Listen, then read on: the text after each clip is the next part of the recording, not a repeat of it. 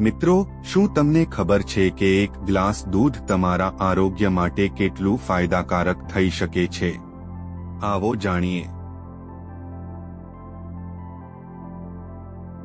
સૌપ્રથમ, દૂધ કેલ્શિયમનો શ્રેષ્ઠ સ્ત્રોત છે. આ તમારા હાડકાં અને દાંતને મજબૂત બનાવે છે.